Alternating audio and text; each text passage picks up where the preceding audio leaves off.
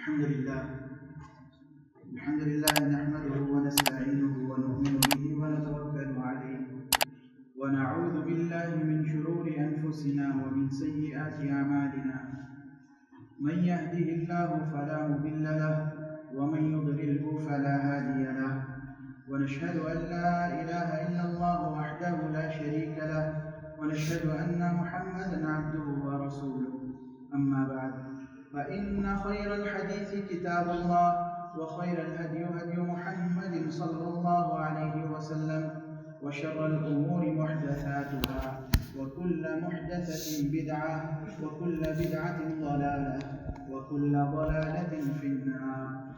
أعوذ بالله من الشيطان الرجيم. بسم الله الرحمن الرحيم.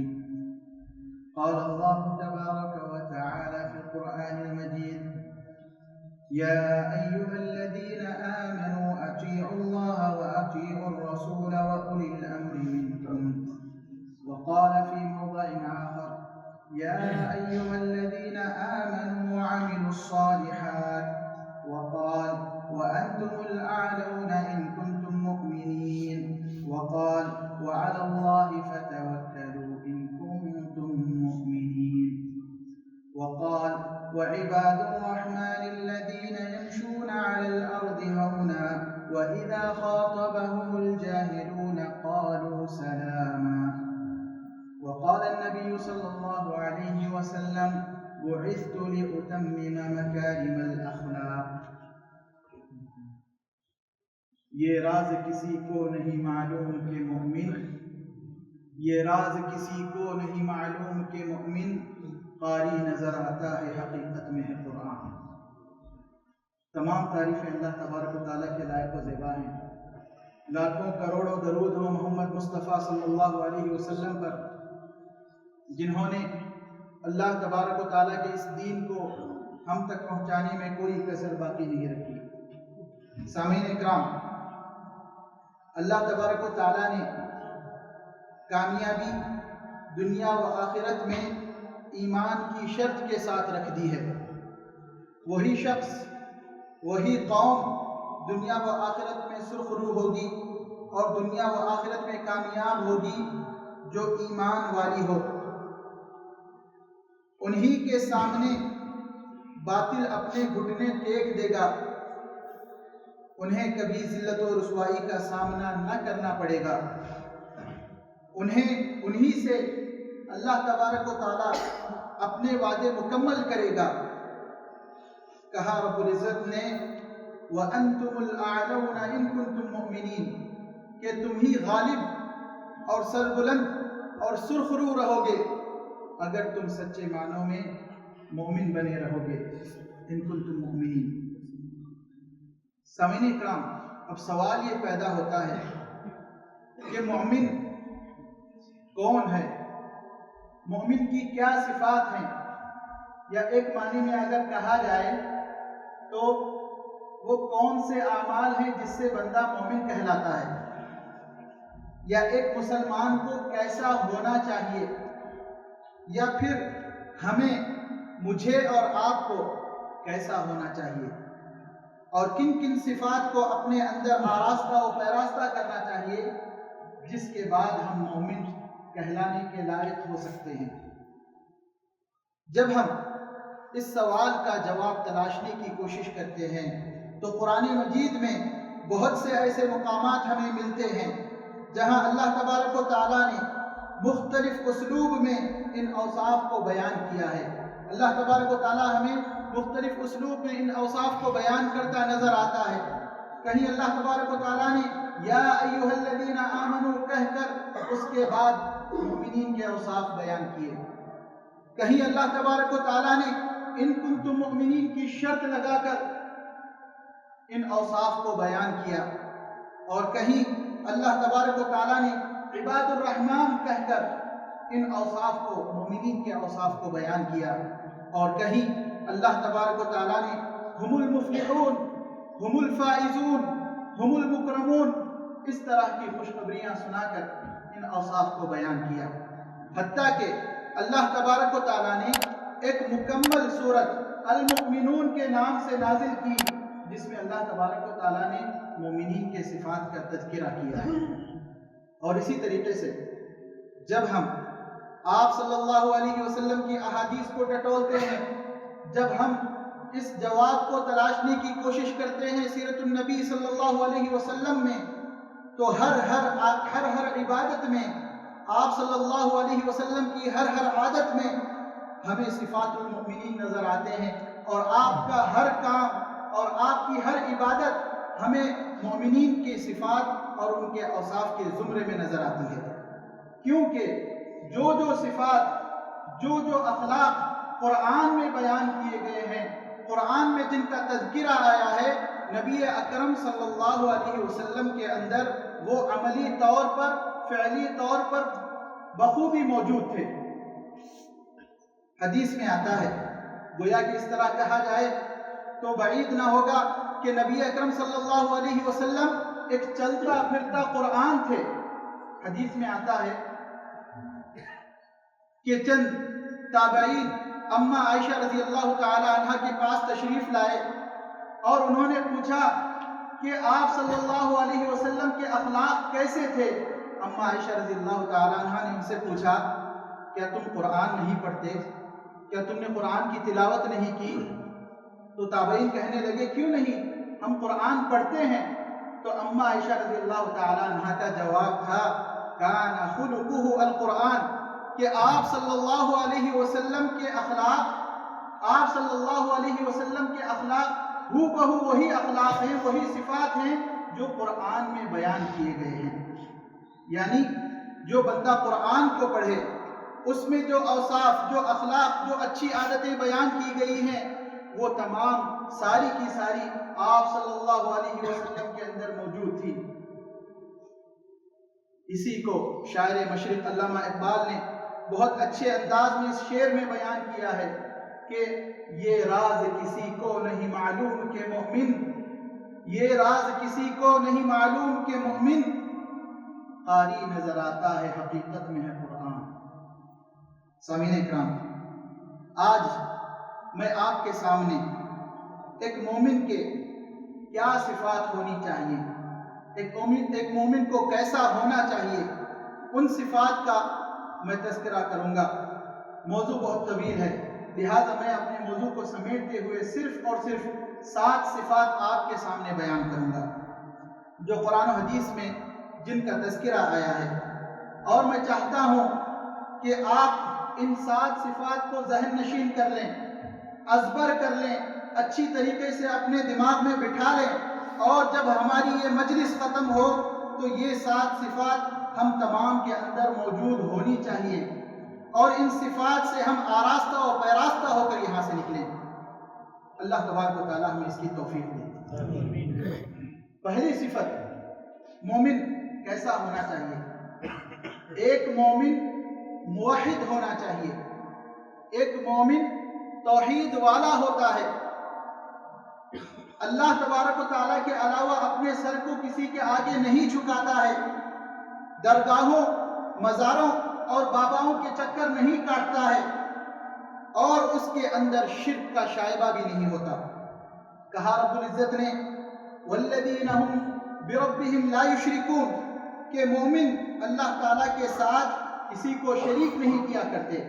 مومنین کی صفات بیان کرتے ہوئے اللہ تعالیٰ نے کہا، اور اسی طریقے سے اللہ تبارک و تعالیٰ نے کہا وَإِلَٰهُكُمْ إِلَٰهٌ وَاحِدٌ لَا إِلَٰهَ إِلَّا هُوَ الرَّحْمَٰنُ الرَّحِيمُ، کہ تمہارا پروردگار ایک ہے، لا الہ الا ہو، نہیں ہے کوئی معبود سوائے اس کے جو رحمان اور رحیم ہے۔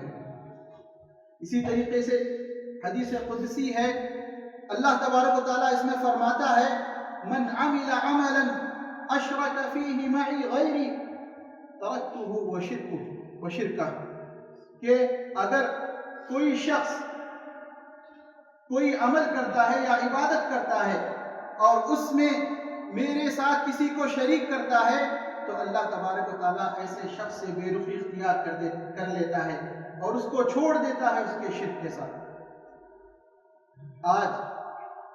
آج ہم ہماری قوم پر نظر ڈالیں تو کتنے لوگ ہمیں ایسے ملیں گے جو اس عظیم صفت سے عاری ہیں۔ ہم میں سے بہت سے لوگ اس چیز کو بخوبی جانتے ہیں، ہم مختلف ملکوں سے تعلق رکھنے والے ہیں، ہم میں سے ہر ایک کے حلقے میں ایسے بہت سے لوگ ہوں گے جو اس عظیم صفت سے عاری ہیں، ان کے اندر یہ صفت نہیں پائی جاتی ہوگی، جو قبروں پر جا کر چادریں چڑھاتے ہیں، نظر و نیاز کرتے ہیں اور مختلف قسم کی بدعات و خرافات کا شکار ہوتے ہیں۔ تو یہ چاہیے کہ سب سے پہلے ہم اس صفت کو اپنے اندر پیدا کریں اور پھر اچھے انداز میں اپنے حلقے میں اس صفت کو نافذ کرنے کی کوشش کریں۔ جو لوگ اس سے دور ہیں ان تک اس بات کو پہنچانے کی کوشش کریں۔ یہ ہماری اور آپ کی ذمہ داری ہے، کیونکہ انبیاء کے بعد اس کام کو کرنے کی ذمہ داری اس امت پر عائد ہوتی ہے۔ تو سب سے پہلی صفت، ایک مومن موحد ہوتا ہے، توحید والا ہوتا ہے۔ اور دوسری صفت، ایک مومن صرف اور صرف اللہ پر بھروسہ کرتا ہے، اس کا توکل کسی اور پر نہیں ہوتا سوائے اللہ کے، اور اس کا بھروسہ اور اعتماد مکمل طور پر اللہ پر ہوتا ہے۔ جب اللہ تعالیٰ پر اس کا بھروسہ ہوتا ہے تو مشکلوں اور مصیبتوں سے وہ پریشان نہیں ہوتا، گھبراتا نہیں ہے، بلکہ ڈٹ کر ان مشکلات کا مقابلہ کرتا ہے۔ کیونکہ انسان جب ڈر جاتا ہے، مشکلات سے پریشان ہو جاتا ہے اور اس کو پریشانی لاحق ہوتی ہے، تو پھر وہ مزاروں، باباؤں، تعویذوں، پلیدوں کے چکر میں پڑ جاتا ہے۔ اور عموماً ہمارے سماج میں یہ دیکھنے کو ملتا ہے کہ کہ اگر کسی کے بچے بیمار ہوں، ان کو کوئی پریشانی لاحق ہو جائے اور اس نے ان بچوں کا علاج کروایا، اچھی طریقے سے علاج کروایا، ہر ہاسپٹل کے اس نے چکر کاٹے، ایڑی چوٹی کا زور لگا دیا، لیکن بچوں کی طبیعت نہ سنبھلی، پھر بھی وہ مسلسل بیمار رہنے لگے۔ ایسے وقت میں آپ کے اڑوس پڑوس کے لوگ، رشتہ داروں میں بہت سے ایسے ہوں گے جو آ کر کہنے لگیں گے کہ فلانی مزار پہ جاؤ، وہاں پر شفا ہے، فلانے بابا کے پاس جاؤ، اس کے ہاتھ میں شفا ہے، فلانی کی تعویذ اپنے گلے میں پہن لو، اس سے بچوں کی طبیعت ٹھیک ہو جائے گی۔ محترم حضرات، یہ بڑا ہی نازک مقام ہے، یہ مقام بہت ہی نازک ہے۔ ایک باپ اپنے بچوں کی محبت، جس کی وجہ سے وہ ان کو اس تکلیف میں نہیں دیکھنا چاہتا، وہ اس مصیبت میں اپنے بچوں کو دیکھنا نہیں چاہتا ہے، اور دوسری طرف اللہ پر بھروسہ، اللہ پر توکل، یہ بڑا ہی نازک مقام اس کے لیے ہوتا ہے، امتحان والا، آزمائش والا۔ لیکن ایک مومن ایسے اوقات میں بھی اپنے فیصلے پر ڈٹا رہتا ہے اور اپنے معاملے کو اللہ پر مکمل بھروسہ کرتے ہوئے، اس کی فیصلے پر راضی ہوتے ہوئے اللہ کے سپرد کر دیتا ہے۔ محترم حضرات،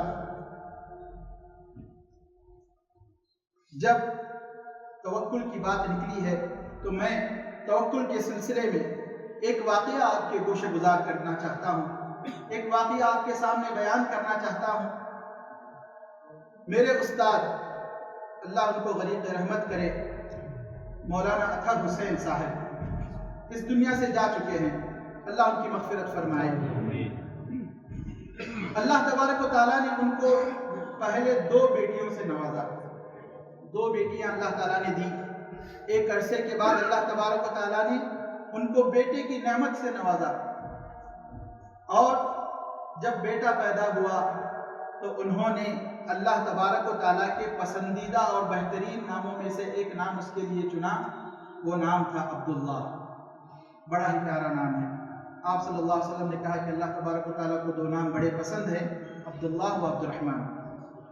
تو اللہ کے یہ پیارا نام استاد محترم نے، مولانا نے اپنے بیٹے کا رکھا عبداللہ، لیکن اللہ تبارک و تعالیٰ نے اس کی عمر کم لکھی تھی، تھوڑے ہی عرصے میں وہ اللہ کو پیارا ہو گیا۔ استاد محترم نے صبر کیا، اللہ تبارک و تعالیٰ نے ایک عرصے بعد پھر بیٹے کی نعمت سے نوازا، بڑے خوش ہوئے، اور اپنے اللہ تبارک و تعالیٰ کے پسندیدہ اور بہترین ناموں میں سے پھر عبداللہ نام دوسرے بیٹے کا رکھا۔ لیکن اللہ کو کچھ اور منظور تھا۔ اللہ کا کرنا ایسا ہوا ایک عرصے بعد اس کا بھی انتقال ہو گیا۔ یہاں پر کچھ آنے جانے والے رشتہ داروں میں سے کسی نے کہا کہ آپ اگر اللہ تبارک و تعالیٰ اس کے بعد آپ کو امید دیتا ہے تو ہرگز اپنے بیٹے کا نام عبداللہ نہ رکھیں، ورنہ وہ بھی انتقال کر جائے گا۔ یہ ایک بڑا آزمائش والا مقام ہے، لیکن استاد محترم اللہ تبارک و تعالیٰ پر ان کا بھروسہ مکمل تھا۔ وہ اللہ تبارک و تعالیٰ پر اچھی طریقے سے توکل کرنے والے تھے، اور ہوا بھی یہی۔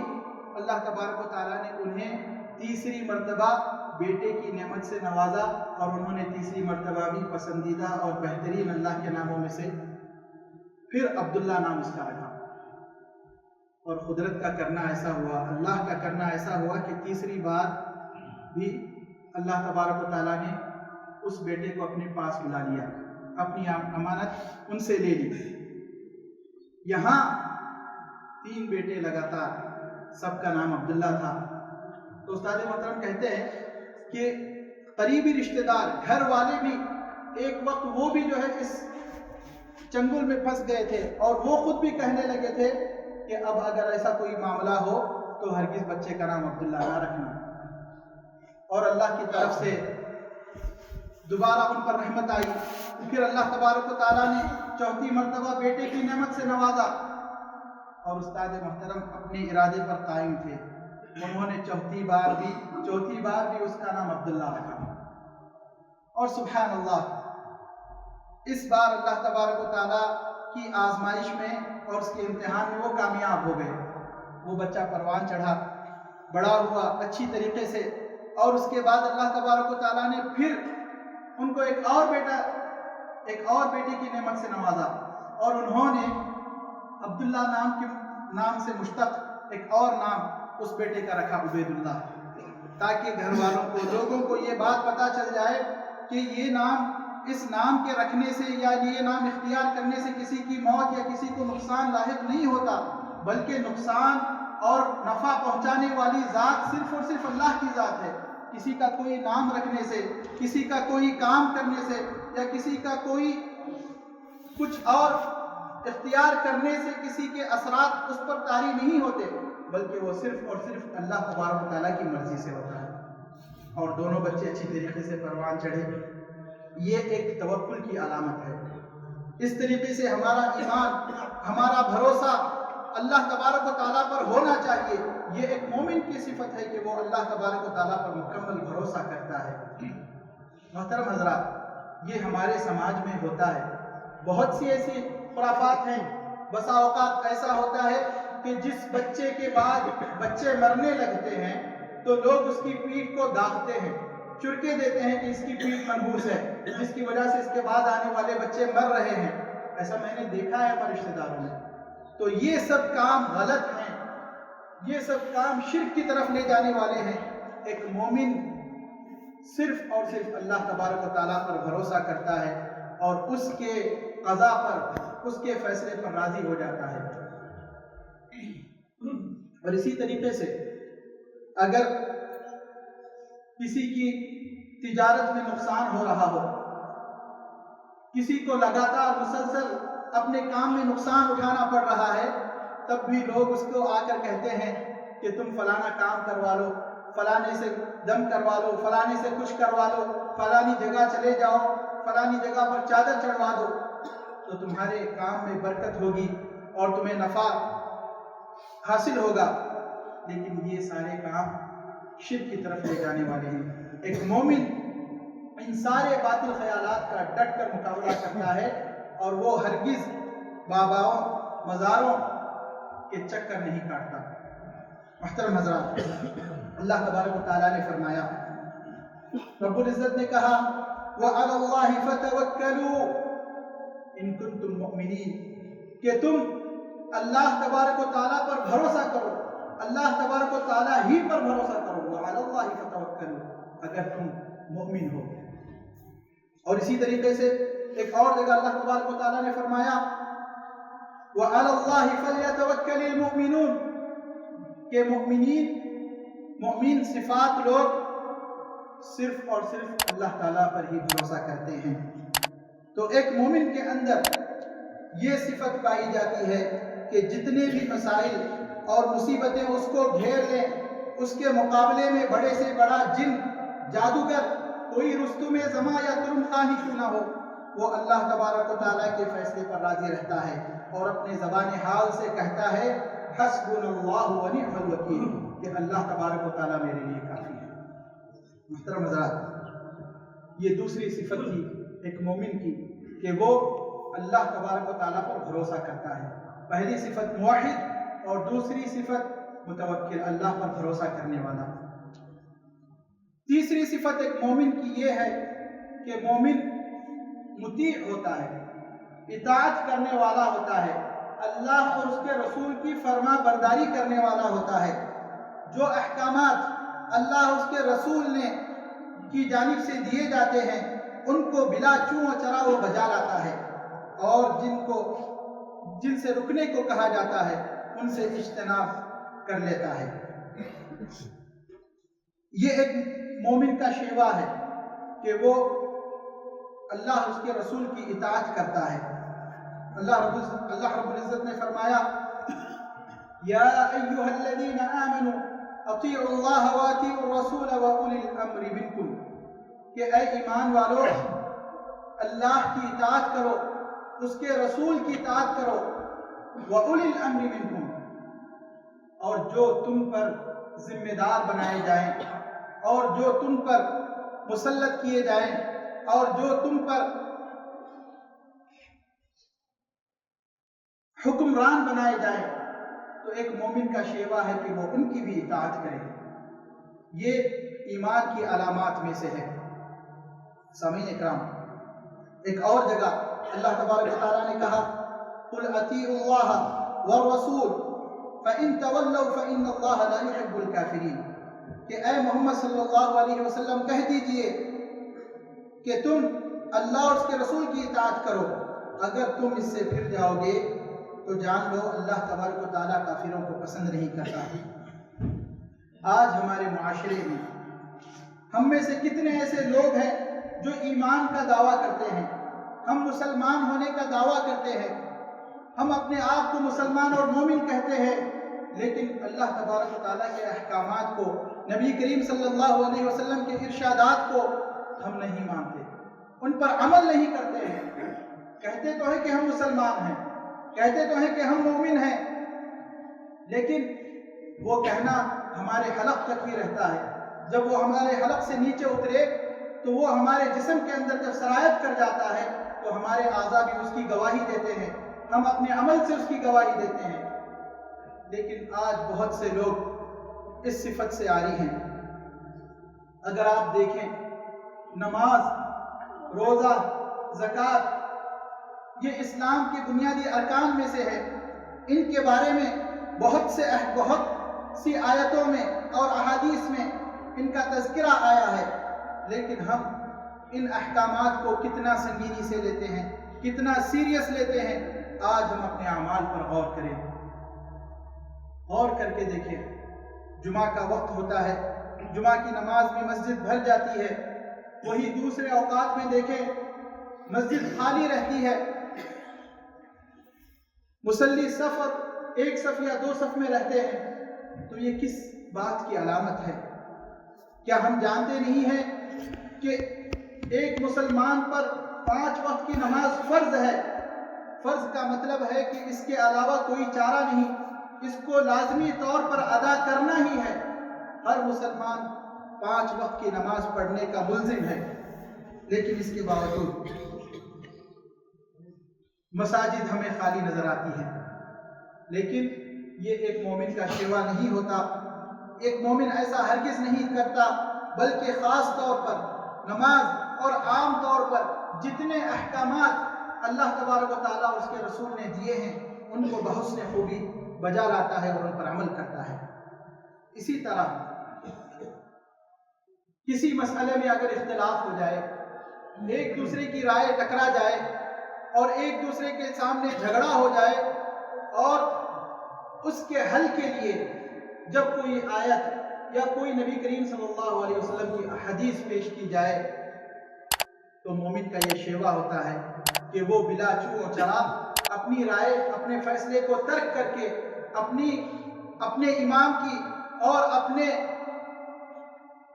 مولوی کی رائے کو ترک کر کے اس پر نبی کریم صلی اللہ علیہ وسلم کی رائے کو ترجیح دیتا ہے، اپنے فیصلے کو چھوڑ کر اس پر اللہ تبارک و تعالیٰ کے فیصلے کو ترجیح دیتا ہے اور وہ اس پر عمل کرتا ہے۔ یہ اطاعت کی علامت ہے۔ ایک مومن مطیع اور فرما بردار ہوتا ہے، اس کے اندر اطاعت کا شیوا ہوتا ہے۔ اسی طریقے سے چوتھی صفت جو ایک مومن کی ہونی چاہیے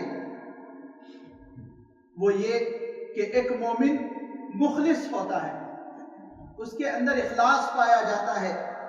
ایک مومن اپنا ہر کام اور ہر عمل خالصتاً اللہ کی خاطر کرتا ہے، صرف اور صرف اس کو خوش کرنے کے لیے، اور اس کے اندر ریاکاری بالکل بھی نہیں ہوتی۔ وہ اپنا کام کرتے رہتا ہے، اللہ کے احکامات پر عمل کرتے رہتا ہے اور اس کے نواہی سے بچتے رہتا ہے۔ کسی کے دیکھنے یا نہ دیکھنے سے اسے کوئی فرق نہیں پڑتا۔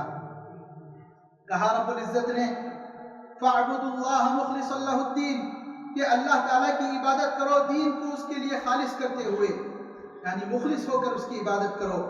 اور ایک جگہ فرمایا اخلاص کے اثرات کو بیان کرتے ہوئے کہا قُلْ إِنَّ صَلَاتِي وَنُسُكِي وَمَحْيَايَ وَمَمَاتِي لِلَّهِ رَبِّ الْعَالَمِينَ کہ آپ اے نبی اکرم صلی اللہ علیہ وسلم آپ کہہ دیجئے کہ یقیناً میری نماز، میری قربانی، میرا جینا اور میرا مرنا صرف اور صرف اللہ تبارک و تعالیٰ کی خاطر ہے، صرف اور صرف اللہ تبارک و تعالیٰ کے لیے ہے۔ یہ اخلاص کا اثر ہے ایک مومن کی زندگی میں کہ وہ اللہ تبارک و تعالیٰ کے خاطر ہی، اللہ تبارک و تعالیٰ کو مد نظر رکھ کر اپنے سارے کام انجام دیتا ہے۔ اس کے اندر کسی اور کی خوشنودی، کسی اور کو خوش کرنا نہیں ہوتا، بلکہ وہ چاہتا ہے کہ میرا کام صرف اور صرف دیکھے تو وہ اللہ تبارک و تعالیٰ دیکھے۔ اسی طریقے سے حدیث میں آتا ہے، آپ صلی اللہ علیہ وسلم نے فرمایا ثلاث لا يضل علیہن قلب مسلم اخلاص العمل للہ کہ تین چیزیں ایسی ہیں جس سے مومن کا دل کبھی غافل نہیں ہوتا۔ ان میں سے ایک ہے اخلاص کے ساتھ اپنے اعمال کو خالص اللہ تبارک و تعالیٰ کے لیے کرنا، اللہ تبارک و تعالیٰ کو حاضر و ناظر جان کر صرف اس کی خوشنودی کے لیے کام کو انجام دینا، یہ ایک مومن کی صفت ہے۔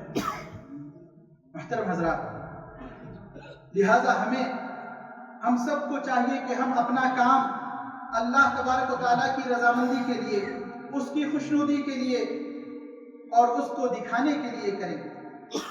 جیسے نماز ادا کرنا ایک عبادت ہے، بہت سے لوگ، بہت سے حضرات جن کے ذہن میں یہ بات ہوتی ہے کہ میرا گھر مسجد سے قریب ہے، اگر میں مسجد میں نہ جاؤں تو لوگ کیا کہیں گے۔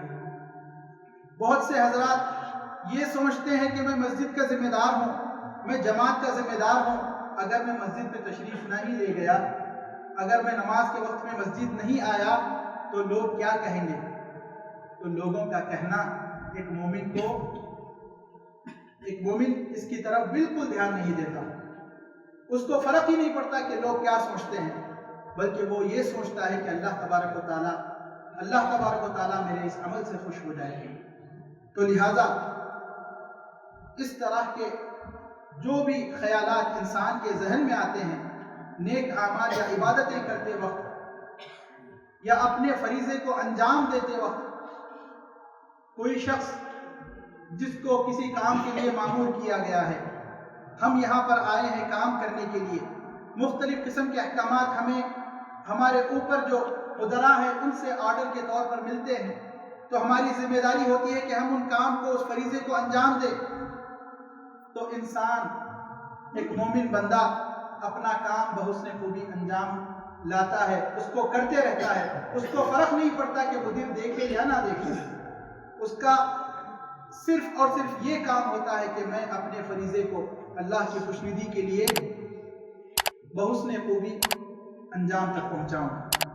محترم حضرات، تو یہ 4 صفات، موحد، متوکل، مطیع اور پھر مخلص، اس کے بعد 5ویں صفت یہ ہے کہ ایک مومن حساس ہوتا ہے، اس کے اندر احساس ہوتا ہے، اس کا دل زندہ ہوتا ہے۔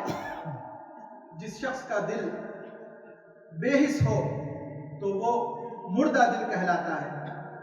محترم حضرات، نبی اکرم صلی اللہ علیہ وسلم فرماتے ہیں، حدیث میں آتا ہے، اذا سرتک حسنتک واذا ساءتک سیئتک فانت مؤمن، کہ جب تجھے تیری نیکی خوش کر دے، جب تجھے تیری برائی برا محسوس کرائے، تو جان لو کہ تمہارے اندر ایمان ہے۔ فانت مؤمن، تم مومن ہو۔ جب بندہ کوئی نیک کام کرتا ہے، جب کوئی عبادت کرتا ہے، جب اللہ تبارک و تعالیٰ کے احکامات بجا لاتا ہے، تو انسان، ایک مومن کا دل خوش ہو جاتا ہے، ایک قسم کی ایمانی حلاوت وہ اپنے دل میں محسوس کرتا ہے، جس کی وجہ سے اس کا چہرہ حشاش بشاش رہتا ہے، وہ اس کے چہرے سے نظر آتی ہے۔ اور اسی طریقے سے شیطان کے بہکاوے میں آ کر، نفس کے بہکاوے میں آ کر، جب اس سے کوئی غلطی سرزد ہوتی ہے، جب اس سے کوئی گناہ لاحق ہو جاتا ہے، تب اس کا دل اسے ملامتیں کرتا ہے، اس کو برائی محسوس ہوتی ہے، وہ اپنے آپ کو برا محسوس کرتا ہے اور پھر اس کی تلافی کرنے کی کوشش کرتا ہے۔ اسی کو اس حدیث میں بیان کیا گیا۔ محترم حضرات، جب کوئی بندہ اچھائی کرے اور اس کو اچھا محسوس ہو، خوش ہو جائے، اور اگر برائی اس سے سرزد ہو اور اس کا نفس اس کو ملامتیں کرنے لگے، تو جان لیں کہ وہ ایمان والا ہے۔ سامعین اکرام، آج بہت سے لوگ ہیں جو گناہ پر گناہ کرتے جا رہے ہیں، بڑے سے بڑا گناہ، لیکن ان کے دل پر جوں تک نہیں رینگتی، ان کے سر پر جوں تک نہیں رینگتی، ان کے دل میں تھوڑا سا احساس بھی نہیں ہوتا کہ جو کام میں نے کیا ہے یہ ایک بہت بڑا گناہ ہے، احساس تک نہیں ہوتا۔ تو یہ کس بات کی علامت ہے؟ اگر کوئی شخص اس مرحلے میں ہے، ہم میں سے کوئی اگر اس مرحلے سے گزر رہا ہے، تو اس کو چاہیے کہ وہ اپنے نفس پر غور کرے، اپنے دل پر غور کرے، اپنے آپ کو ٹٹولے۔ وہ بہت ہی خطرناک اور بہت ہی خطرے والے مقام پر پہنچا ہوا ہے۔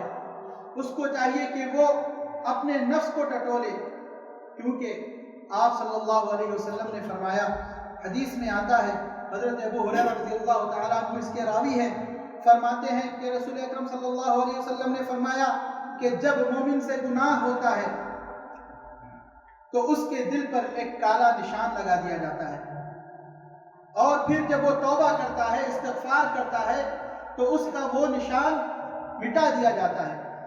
لیکن جب وہ توبہ و استغفار نہیں کرتا، گناہ پر گناہ کرتے جاتا ہے، 1 بار 2 بار، تو یہ نشان بڑھتا چلا جاتا ہے، حتیٰ کہ اس کے دل پر تالا لگا دیا جاتا ہے، اس کا دل زنگ آلود ہو جاتا ہے، پھر اس کو کسی چیز کا احساس نہیں ہوتا، چاہے وہ بڑے سے بڑا گناہ کیوں نہ ہو۔ محترم حضرات، ایسا شخص جب ایسا محسوس کرنے لگے تو اس کو چاہیے کہ وہ اپنے آپ کو ٹٹولے، مرنے سے پہلے اپنی توبہ اللہ تبارک و تعالیٰ سے کروا لے، استغفار کرے۔ اسی کو اللہ تبارک و تعالیٰ نے قرآن مجید میں اس طرح بیان کیا ہے، کَلَّا بَلْ رَانَ عَلَىٰ قُلُوبِهِمْ، کہ نہیں بلکہ ان کے دلوں پر ہم نے مہر لگا دی ہے، ان کے دل زنگ آلود ہو چکے ہیں، اب یہ ہدایت کے لائق نہیں، یہ ہدایت حاصل نہیں کر سکتے۔ محترم حضرات، ایک مومن حساس ہوتا ہے اور اس کی طبیعت اچھائی کو کرنے کے بعد خوش ہو جاتی ہے اور برائی کو کرنے کے بعد اس کا نفس ملامت کرنے لگتا ہے۔ تو اسی لیے آپ صلی اللہ علیہ وسلم نے فرمایا کہ इत्तक़िल्लाह हैथुमा कुन्त व अत्बि'is सय्यिअतल हसनत तमहुहा, कि तुम जहाँ कहीं रहो अल्लाह तबारक व तआला का तक़वा इख्तियार करो, और जब तुमसे कोई गुनाह सरजद हो जाए तो फौरी उसके बाद नेकी कर लिया करो ताकि वो इस गुनाह के असर को मिटा दे। तो एक मोमिन को चाहिए कि वो अपने दिल में एहसास पैदा करे, अच्छाई और बुराई को महसूस करे। मुहतरम हजरात, ये जो 5 सिफात हैं जो मैंने आपके सामने बयान किए हैं, इखलास, तौहीद, तवक्कुल, इताअत, इखलास और एहसास, तो ये 5 सिफात, इनका आपस में एक मजबूत रब्त है। ये एक दूसरे के साथ लाजिम व मलजूम है। किस तरीके से, आइए मैं आपको बताता हूँ। जब कोई बंदा मुवाहिद होता है, तौहीद उसके सीने में रच बस जाती है, तो वो अल्लाह ही पर भरोसा करता है, किसी और पर भरोसा नहीं करता। बिदअती मुशरिक अल्लाह के अलावा दूसरों पर भरोसा करते हैं, वो कभी इस ईमान के दायरे में, मोमिन के जुमरे में आ ही नहीं सकता। मुवहिद बंदा, सिर्फ और सिर्फ मुवहिद बंदा अल्लाह पर भरोसा करता है, वही अल्लाह पर भरोसा करता है। और जब कोई शख्स अल्लाह पर मुकम्मल तौर पर भरोसा करता है तो वो उसके अहकामात को खालिस उसके लिए करते हुए उनको बजा लाता है। तो इताअत और इखलास दोनों इसमें आ गए। और जब वो आमाल को करता है खालिसतन अल्लाह के लिए, उन पर अमल करता है, तो उसके दिल को खुशी महसूस होती है। तो ये 5 सिफात लाजिम व मलजूम है। ऐसा नहीं हो सकता कि किसी के अंदर तौहीद वाली सिफत पाई जाए और उसके अंदर इताअत वाली सिफत ना हो। ऐसा नहीं हो सकता कि किसी के अंदर तवक्कुल वाली सिफत पाई जाए और उसके अंदर एहसास वाली सिफत ना हो। हरगिज नहीं हो सकता। अगर वो मुवाहिद है तो ये 5 सिफात उसके अंदर जरूर होंगी। सामीन इकराम, 6ठी सिफत जो एक मोमिन की होनी चाहिए, एक मोमिन को, हमें और आपको, मुसलमानों को जिसको अपनाना चाहिए, वो ये कि एक मोमिन लघु से एराद करता है। लघु किसे कहते हैं? हर बेकार काम जिसका ना दुनिया में कोई फायदा है और ना ही आखिरत में किसी किस्म का कोई फायदा नहीं है, उसको कहते हैं लघु। मोमिन, ईमान वाला अपने आप को ऐसी चीजों में ज़ाया नहीं करता। हम में से कितने ऐसे लोग हैं जो घंटों टाइम पास के नाम पर अपने आप को बहुत से कामों में लगाए रखते हैं, बहुत सी एक्टिविटीज में उलझे रहते हैं जिनका कोई ना दुनियावी तौर पर फायदा है, ना उससे कोई माल हासिल हो रहा है और ना ही उखरवी तौर पर उसका कोई फायदा है। तो ये सारे काम लघु में आते हैं। अल्लाह तबारक व तआला ने कहा कि मोमिन को ऐसा नहीं होना चाहिए, क्योंकि मोमिन अपने वक्त को ज़ाय नहीं करता, उसका वक्त बड़ा कीमती होता है। वो अपने औकात को इबादत में और अल्लाह तबारक व तआला को खुश करने और नबी अकरम सल्लल्लाहु अलैहि वसल्लम के अहकामात को बजा लाने में अपने वक्त को लगाता है, अपने वक्त को ज़ाय नहीं करता। अल्लाह तबारक व तआला ने फरमाया वल्लज़ीना हुम अनिल लग़्वी मुअरिदून, कि मोमिनीन की सिफात में से ये है कि मोमिन ऐसे होते हैं कि वो लघु से एराज कर लेते हैं, अपने आप को बेकार कामों से बचाए रखते हैं।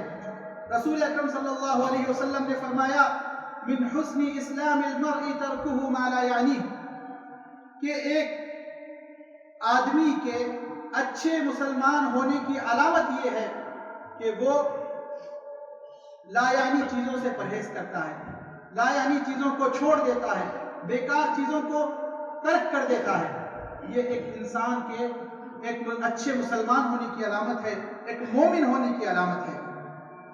और इसी तरीके से अल्लाह रब्बुल इज्जत ने फरमाया वइज़ा ख़ातबहुमुल जाहिलून क़ालू सलामा, कि जब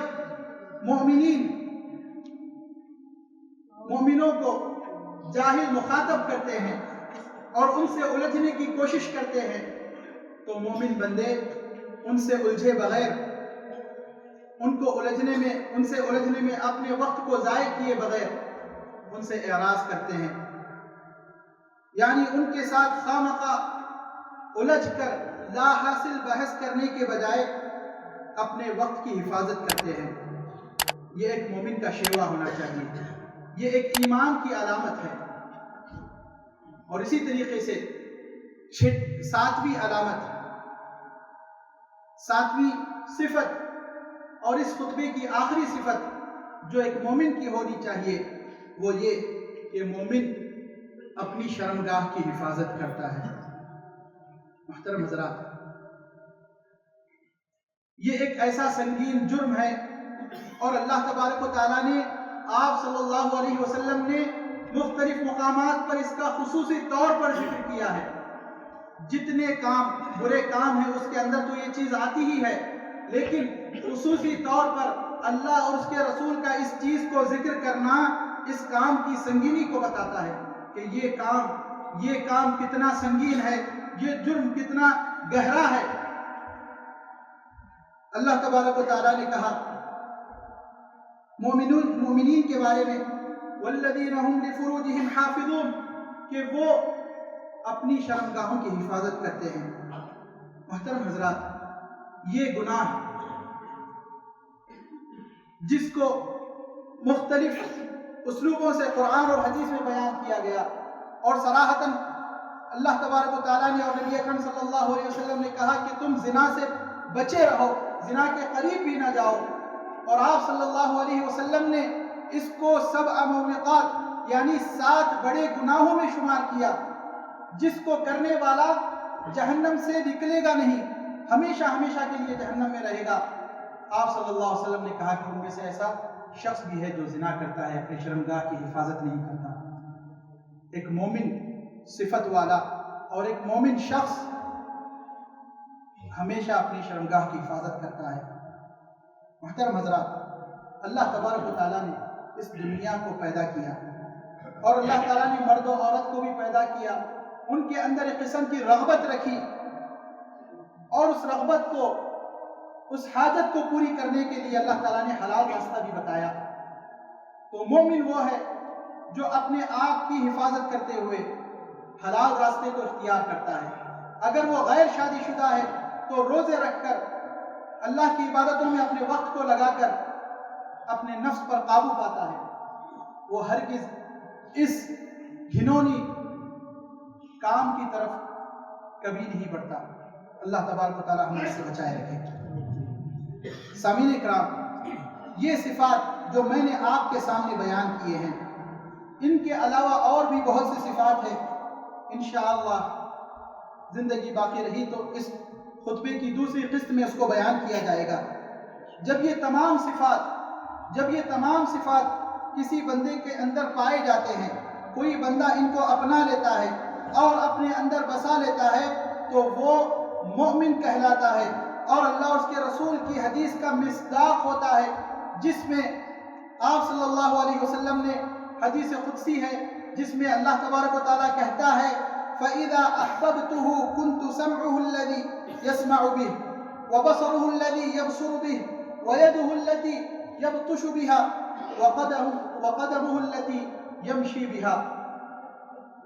کہ جب اللہ تبارک و تعالیٰ مومن کو اس کے اعمال کی وجہ سے، مومن کو جب پسند کر لیتا ہے، اپنے بندے کو پسند کر لیتا ہے تو وہ اس کا کان ہو جاتا ہے جس سے وہ سنتا ہے، وہ اس کی آنکھ ہو جاتا ہے جس سے وہ دیکھتا ہے، وہ اس کا ہاتھ ہو جاتا ہے جس سے وہ پکڑتا ہے، وہ اس کا پیر ہو جاتا ہے جس سے وہ چلتا ہے.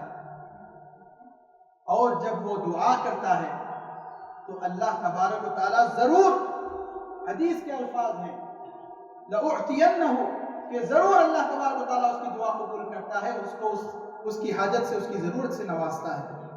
محترم حضرات، یہی وہ چیزیں ہیں جن کو علامہ اقبال نے اس کی عکاسی بڑی ہی اچھی طریقے سے کی.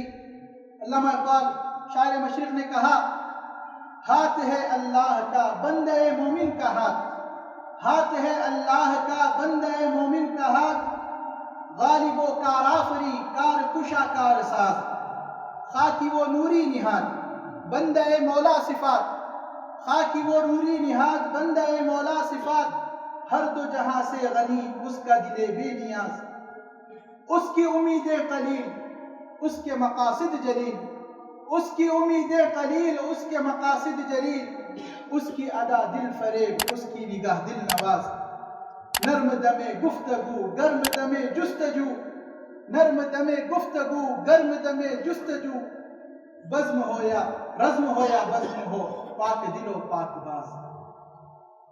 سامعین اکرام، یہ 7 صفات تھی جو ایک مومن کو اپنے اندر بسانی چاہیے، جو میں نے آپ کے سامنے بیان کی۔ اللہ تعالیٰ سے دعا کرتا ہوں کہ اللہ تبارک و تعالیٰ ہمیں ان صفات کا حامل بنائے، ہمارے گناہوں کو درگزر کرے اور ہمیں کہنے اور سننے سے زیادہ عمل کرنے کی توفیق عطا فرمائے۔ وآخر دعوانا الحمدللہ رب العالمین۔